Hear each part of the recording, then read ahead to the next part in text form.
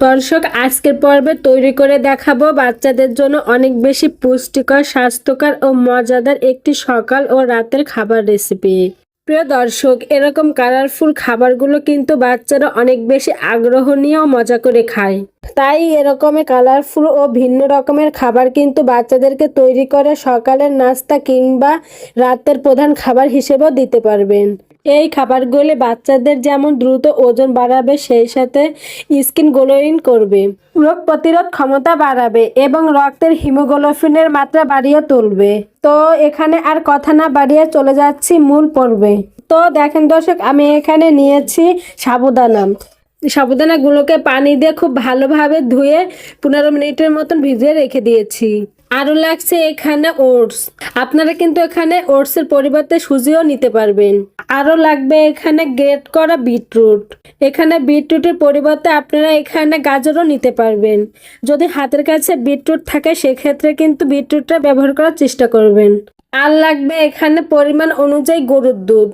তবে যে সকল বাচ্চারা গরুর দুধ খায় না তাদের ক্ষেত্রে এখানে নর্মাল বিশুদ্ধ খাবার পানিটা ব্যবহার করবেন। চলে আসলাম চুলায়।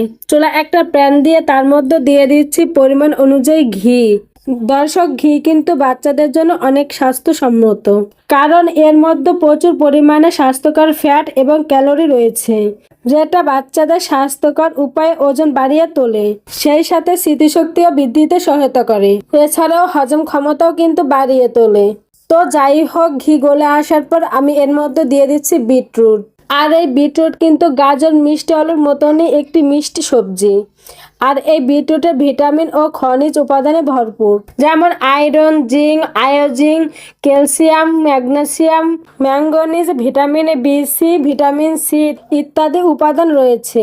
এতে আরও রয়েছে প্রচুর পরিমাণে ফাইবার, অ্যান্টিঅক্সিডেন্ট। তো আশা করি বুঝতে পেরেছেন কতটা পুষ্টি উপাদানে ভরপুর এই বিটরুট।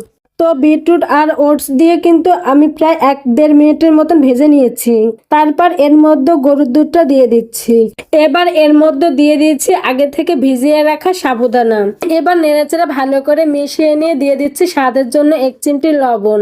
তবে যে সকল বাচ্চারা লবণ খেয়ে অভ্যস্ত না তাদের ক্ষেত্রে কিন্তু আপনারা এখানে লবণ ছাড়াই খাবারটি রান্না করতে পারবেন। দর্শক, আমি কিন্তু এখানে কোনো চিনি ব্যবহার করছি না। যে সকল বাচ্চারা একটু মিষ্টি জাতীয় খাবার খেতে অভ্যস্ত তাদের ক্ষেত্রে আপনারা এখানে একটু তাল মিশ্র অথবা খেজুরের গুড়টাও ব্যবহার করতে পারেন। তো এখন হচ্ছে আর কোনো কাজ নাই, জাস্ট নেড়ে চেড়ে আমরা এটাকে খুব ভালো করে মিশিয়ে সিদ্ধ করে নিব। তো এই অবস্থায় কিন্তু চুলার আঁচ একদম মিডিয়াম আঁচে রাখতে হবে। আর এই তো প্রায় 5 থেকে 6 মিনিটের মতো রান্না করে নিয়েছি। এখন কিন্তু খাবারের ঘনত্বটা এরকম অবস্থায় চলে এসেছে। আর অবশ্যই কিন্তু সাবুদানাটা খুব ভালো করে সিদ্ধ করে নেওয়ার চেষ্টা করবেন। তো এখন হচ্ছে যে যেমন লিকুইড রেখে বাচ্চাকে খাওয়াতে চান সে সেভাবে চুলা থেকে নামিয়ে নেবেন। আমি এই অবস্থায় চুলা থেকে নামিয়ে নিচ্ছি, কারণ এরকমের খাবার কিন্তু একটু ঠান্ডা হলে একটু ঘন হয়ে আসে। দর্শক, কালারটা কিন্তু অসাধারণ এসেছে। আর কালারফুল খাবারগুলো কিন্তু বাচ্চারা খুব আগ্রহ করে এবং মজা করে খায়। তো এই খাবারটি আপনার ছোট্ট সোনামণিকে রান্না করেই দিতে পারেন। বাচ্চারা খুব মজা করে খাবে এবং অল্প খাবারে বেশি পুষ্টি পাবে। তো দর্শক, এই ছিল আমার আজকের আয়োজন।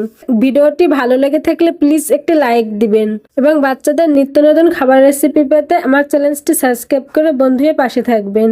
আল্লাহ হাফেজ।